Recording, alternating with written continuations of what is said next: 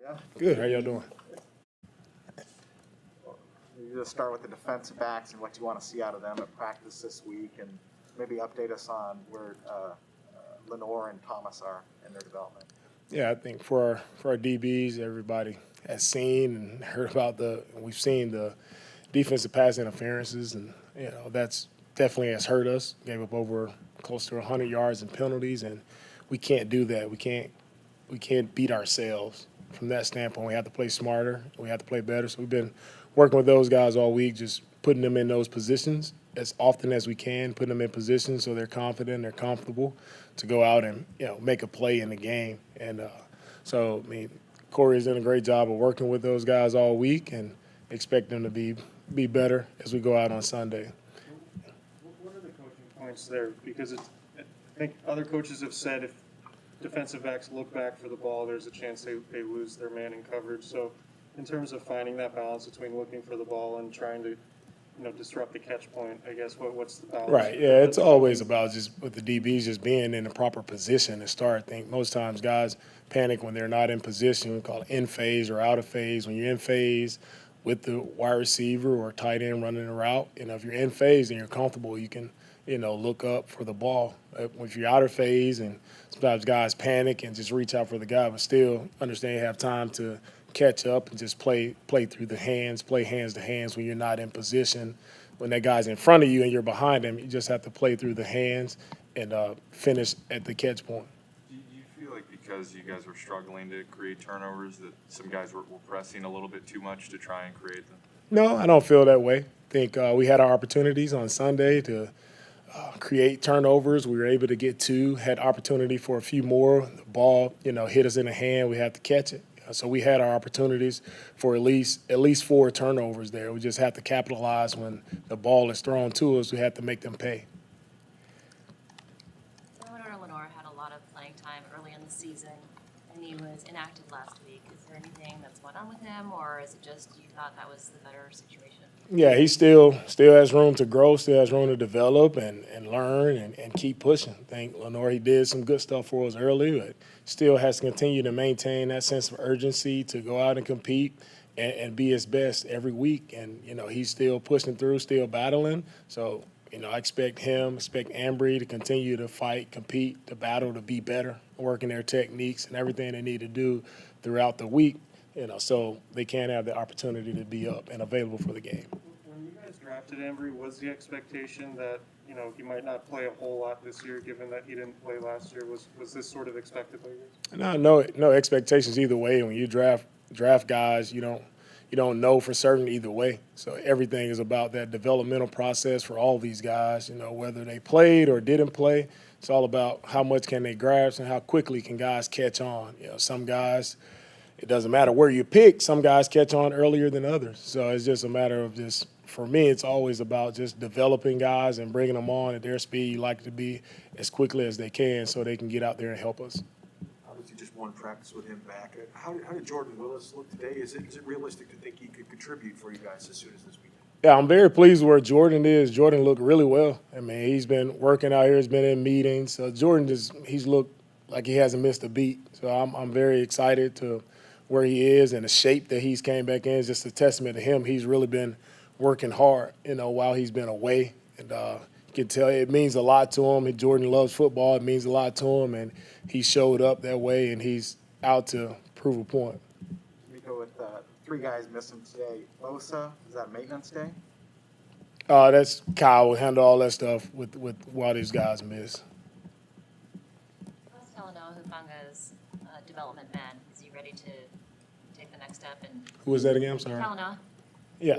Yeah, he's Huff has done. He's done a great job, and trying to get him more opportunities to get out on the field. I think he really takes advantage of the times that he has ops and he's out there on the field. You see, just like he was in college, he can create some plays for us, and I'm excited to where he is and trying to get him out on the field. Even more. I think he can be a spark for us. The way he competes, the way he works, smart player. I just love his intensity on and off the field, like in the classroom. Like he does a really good job. He does things the right way. So I'm excited to see how he progresses. Like as a rookie, he's got an incredible amount of energy.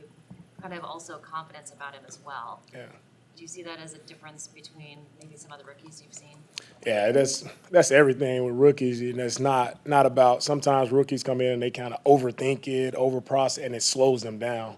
And I can see that with Huff. He's confident, and he knows he can go make a play. He expects to go and change the game, and that's what different. That sets guys apart. It's all about football. For me, it's all about the mentality, right? You have the mentality. You believe in yourself that you can go out and compete against anybody. You can make a play. You'll make plays. How have you seen Kentavious Street grow now that he's had a chance to actually play a series of games here and string them together? Yeah, Street has been coming along well. It was up and down for him to start off his career, with all the setbacks and injuries and things. But I think Street is coming along well. He's progressing well. He's getting valuable playing time in there with the guys that we've been missing. So he's getting valuable time, valuable reps, and he continues to get better. Each week still is grinding, getting better every week. So I think Street's in a good place with his development so far. Is there another level that comes with just being able to actually finally play multiple games in a row and just get comfortable, things like that? Yeah, there is another level. It's part of just playing, but then it's going and, not just playing, but being a factor and being a playmaker when you're out there. It's not enough just to be out there. We need guys, all of our guys, to step up and be difference makers for us at every position. Kyle talked about Nick Bosa yesterday being so much better than he has been in the past, progressive-wise from his rookie year. Have you seen that from him? What do you see that's been different since he started here? Yeah, Bosa he's come a long way. I think just far as just playing the game much smarter, understanding his opponent and going against and understanding what offensive tackles, what offenses are trying to do, how they're trying to attack him. I think early on just playing off of just pure instincts, which is good enough when you're as good as Bosa, but just taking that game another level, playing smarter, understanding the looks, being able to move around to different positions along the D-line. I think he's advancing, as this goes into his third year, he's advancing, and I think sky's the limit for Bosa. You don't have many players that come around with the type of talent level that he has. Sky's the limit for him. Expect really big things out of him. Have you noticed him get tangibly better week to week the further he gets from last season's injury? Yeah, and that's the thing. Like he came off of ACL, really bad injury, and I'm just impressed the way he came back in. No preseason games or anything, but he came in that first game and played way more reps than anybody expected that he would play, and he didn't miss a beat. But then there's more. He's continued to progressively get better and better and better. And you think about the injury and think about where he is now. It's amazing to see the progress that he's made. So that guy, he's a true warrior. One of the hardest working guys that we have, and he's dedicated to making sure we're a successful team. Everybody good? Thank you, guys.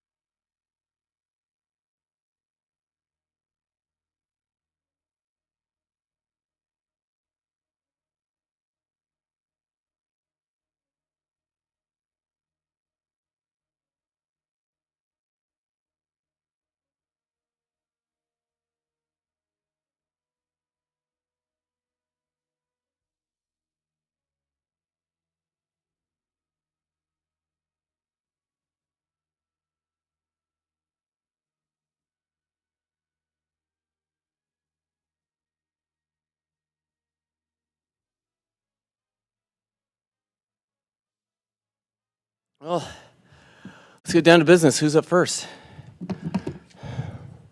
How's business? How's business? Well, I mean, today was good. I'm living in the now, like the rest of our team. You can't worry about what's been going on. You worry about what you can control. So today was a good day. Yesterday was a good day.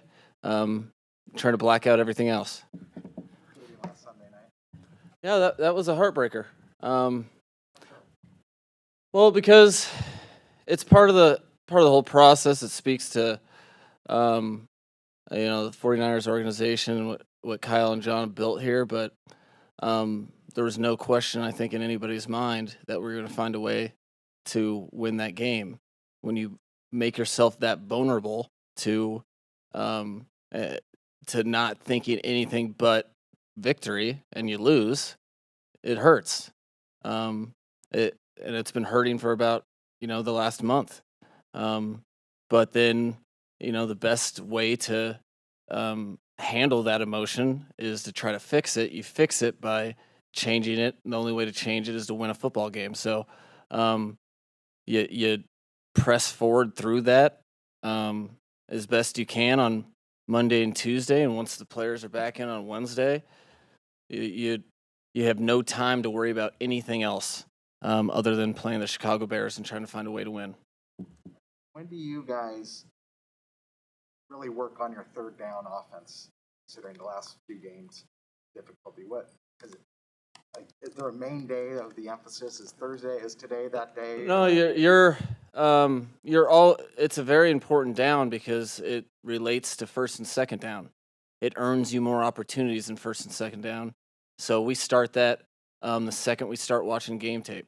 So the second we put the final opponent to bed, as a staff, we're all studying game tape of the previous opponent, and the first and second down plan comes together first, but we're studying all of that and putting down ideas and thoughts, and then tightening it up as after your first and second down prep is done.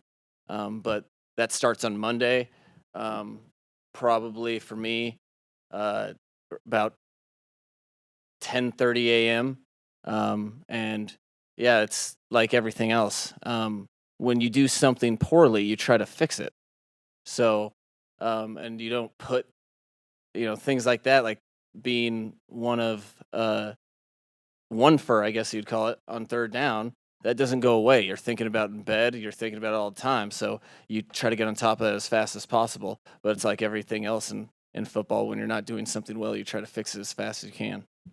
Given that Kyle's talked about the lack of execution has been such a big problem, and it seems like it hasn't been this way over the last few years. Have you been able to, has it been head scratching at all, just not executing plays that have sort of been your bread and butter?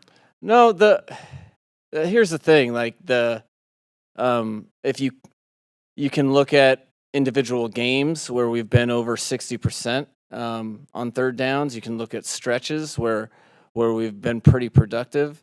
One thing you learn in this business over time is that nothing's an absolute, and you are what your next game is. We've had games in the past that we've won. I'm sure you guys could dial it up on your apples right now. That we've won where we've had 20% conversion rate, and those particular games you're extremely explosive in first and second down and try to stay out of it, stay out of third down. But for us, for the most part, you're not saying, okay, we are a bad third down team. We're playing bad on third down last game. The game before, we didn't do as well as we wanted to. How are we going to be on this week? And everything that you're doing, it'd be a lot easier if it was one thing. That would be a coach's dream because you just fix that thing. But when you have multiple variables that are contributing to the overall outcome, you really have to assess one by one. Okay, how do we do this? Are we doing this too much? Are we doing too little of this? Are these guys prepared for what they're seeing? All of it. They get paid too. Defenses have a plan. And there's so many variables. We practiced with wet footballs last week. clearly not enough, or that's you're thinking through all of those things, but they're compounding variables. So you just try to do what you can control and see if the outcome can improve moving forward. Could you explain what a starting quarterback might lose during the week of practice if he's not given, 100% of the first team reps? Well, it depends on the individual and how diligent they are, how good of a non-practice player they are. There's some people that can absorb reps, they can take themselves through it, and they can visualize it in the back during practice and can feel the timing and stuff. And there's some people that can't as much. It's very important, but it affects individual players differently because every player is different. I've seen players be pretty hot when they haven't practiced, and I've seen players really struggle when they haven't practiced. So I wouldn't chase an absolute with that one either. But it is there's a reason they say practice makes perfect. It's an important part of the process that, to a degree, you can't. It's something you can't supplement in terms of how if you don't get it, you don't really get it back. You describe then the dynamic with Jimmy and Trey during the week, like what goes into making the decision in terms of, Kyle's been pretty clear, like Trey's a backup quarterback. He's not going to get too many first team reps aside from maybe a handful of plays that you guys work in.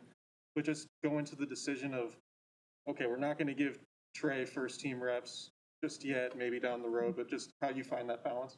So when you're trying to anticipate how much you're going to use somebody in a given game, how they're going to play, and then it's like every other problem solving thing we have to do as coaches.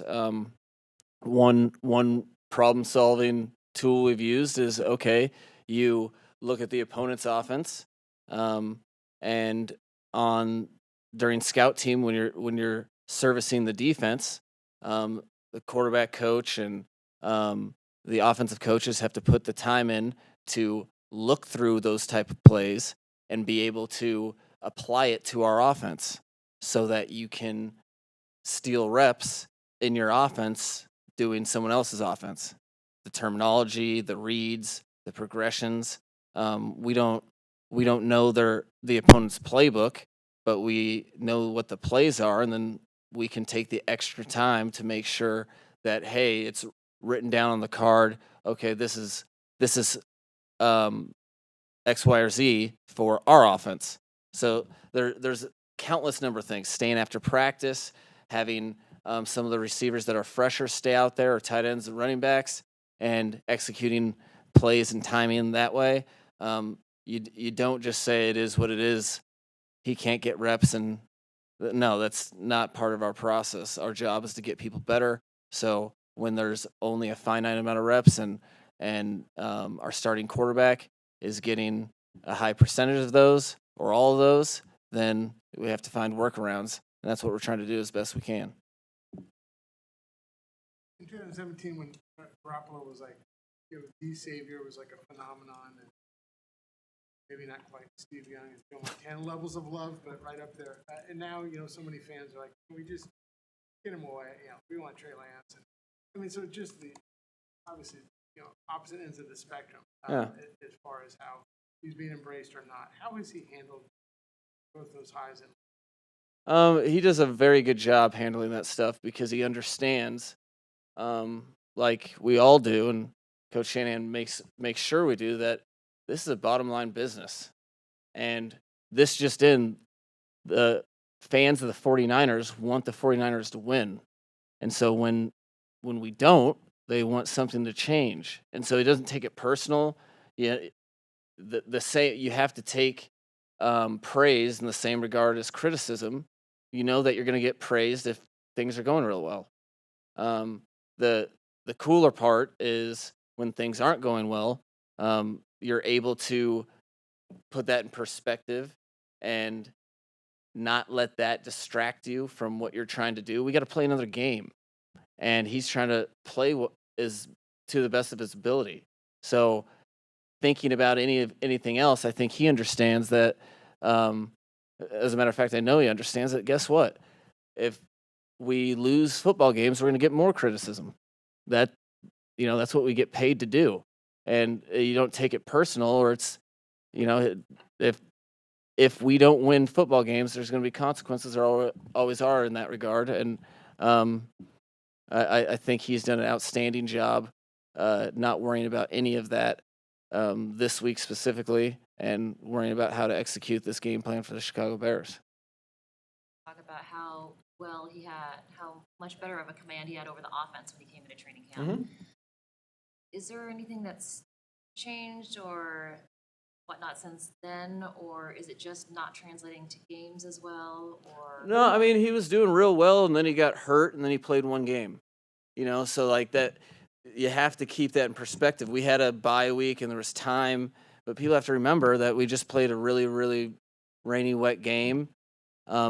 That's hard for quarterbacks, and it's no excuse at all because the other quarterback was playing in the same rainy game. But like in terms of his trajectory and what, he was playing at a very high level. He got hurt. He came back, and then, we didn't play nearly as well as we wanted to. That has some to do with him, but when we look at it as coaches, it has a lot to do with a lot of other people as well. So coaches included.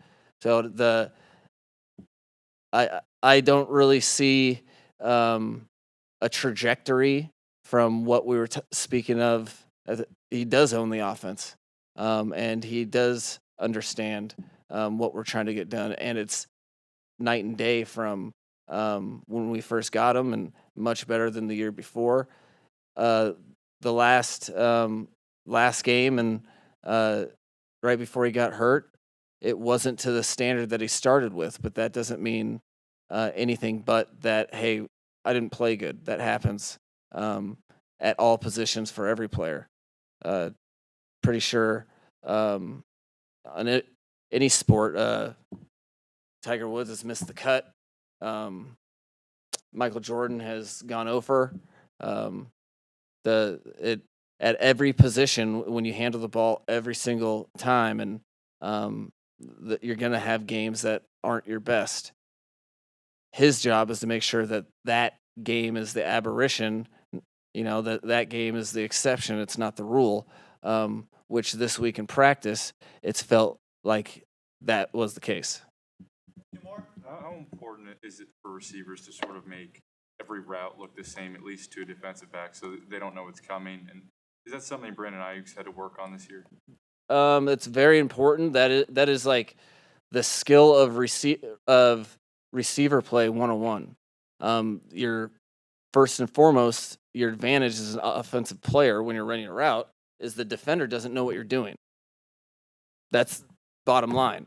Well, I guess it starts with the snap count. They don't know what the snap count is, but then if someone's trying to guard you, if you can make everything look the same, it's a lot more difficult to guard someone. That's our advantage, and that is something definitely that some of what we've been talking about in terms of needing to him to develop, that's part of it, to get him to understand, to look through the lens of a defender with every route, and what tools and things that successful or receivers that are successful have.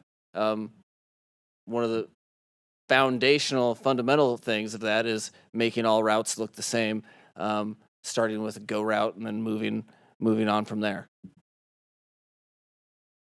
All right. Wow. Silence the room. All right. Thanks, guys.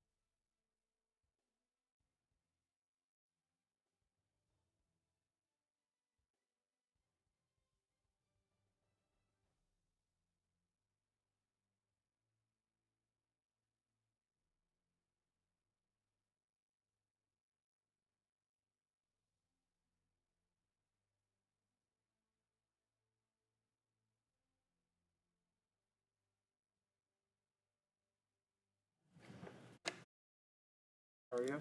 Doing good. Hot one today. Yeah. Amazing how that changes in a few days. Yeah, it was just a rainstorm.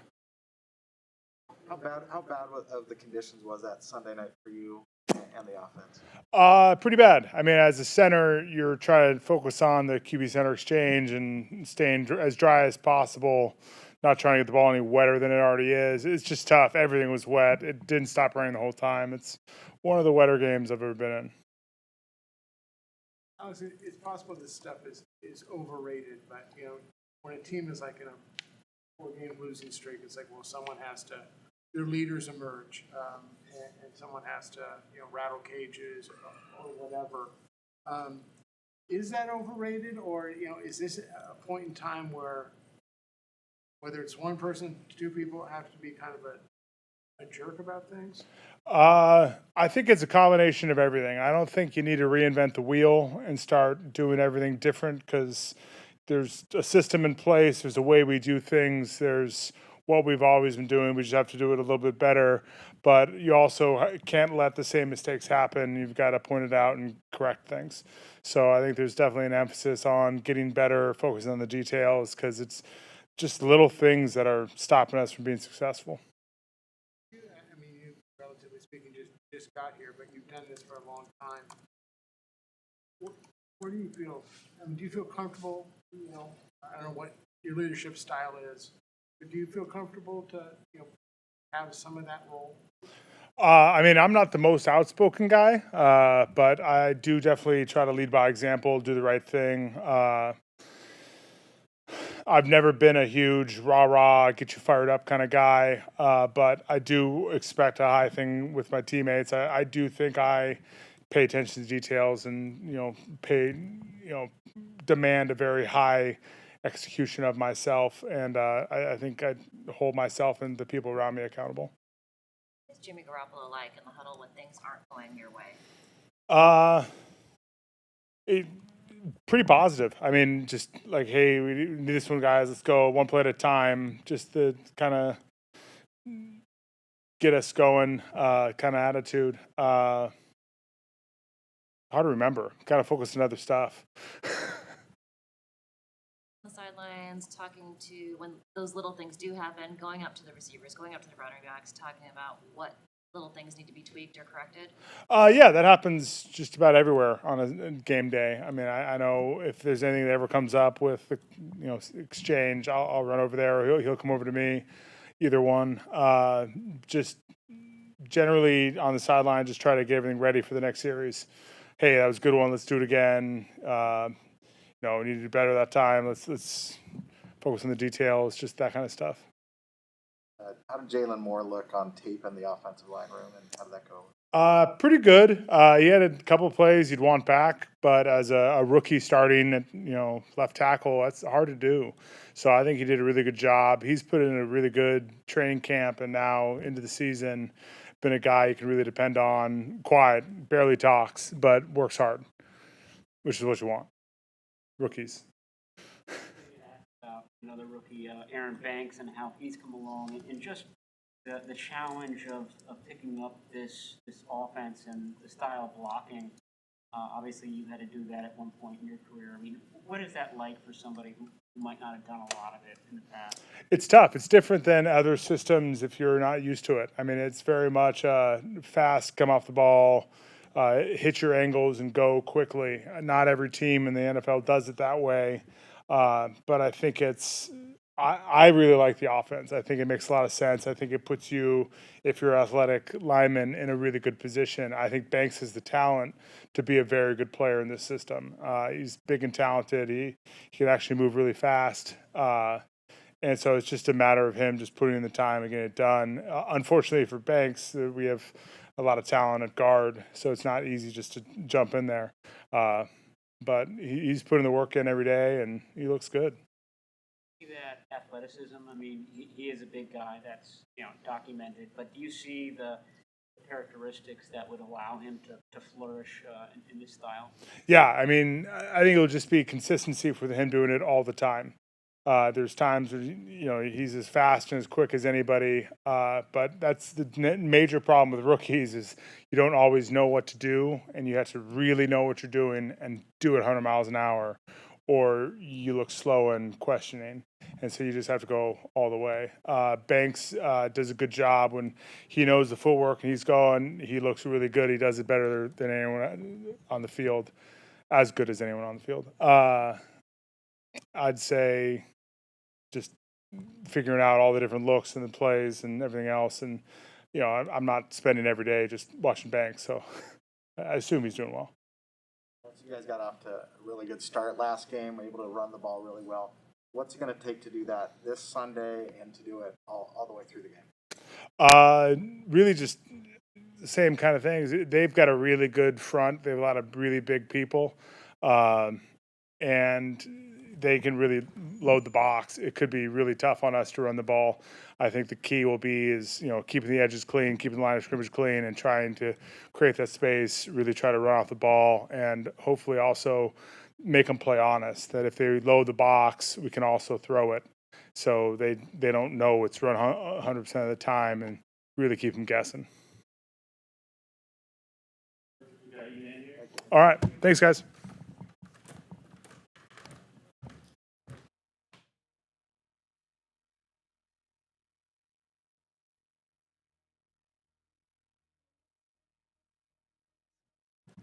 Ladies. Yeah, no, my back is fine. Shared that you guys are going to do some different drills this week because of the DPI calls you guys have had. How has this been going? I think it went well. And with the drills, it showed up in practice, and we made those plays. So I think it was a good switch up, and I'm glad we did it. Was something you can practice in one-on-ones here as well? Oh, for sure. Yeah. Obviously, the big talking point is all the pass interference penalties and what's wrong with the secondary and don't hit the receiver, and it's like very easy to watch and say you shouldn't do that. How are you guys?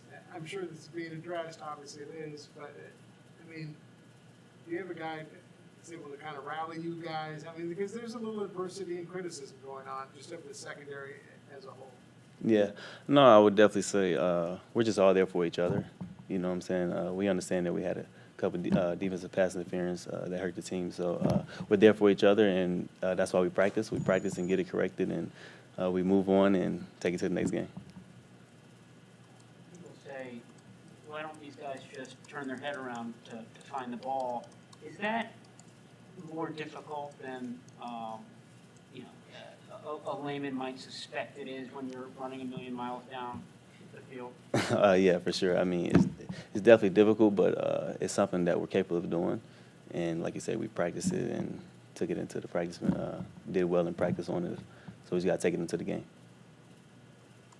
What do you see? Justin Fields is obviously trying to, like most rookie quarterbacks, figure it out, find his way. What have you seen, from him so far? Just the first few starts. Yeah, I think on film, I saw Justin Fields. He's done a great job so far. He's done a great job in the pocket. He's done a great job running, controlling the offense. So it'll be a big task. You gone against Allen Robinson in the past? No, never went against Allen Robinson. He looks. What do you see on film out of him? Oh man, he's a great receiver. I've actually watched him years ago, and he's still is a good receiver. What does DeMeco like on the sidelines when things are going a little rough for you guys, especially with DPI calls? Yeah, well, I say DeMeco, he played before, so it's not his first rodeo. So he's not like rah-rah and all that. He's actually calm, and because he understands that doing a situation like that, you can't rah-rah. You got to be calm, So he's actually pretty chill, and we definitely like that. What kind of feedback did you get from the officials during that game? Were they telling you right off the bat, we're calling anything that's close? Man, you got to let the officials and the players got to go play. So they didn't really say nothing to me, but I've heard they said some things, but that's not my job. So. Josh Norman, after the game, talked about how the league really is leaning towards the offense, and Richard Sherman talked about it as well. How frustrating is it that way when the calls are tending towards favoring the offense. Yeah, I mean, it's it's very frustrating because there's certain things that they can do to us that we can't do to them, and that's shown. But like you say, it's a part of the game, so you got to adjust to it and just got to find ways to win. All right, guys. Thanks, Steve. All right.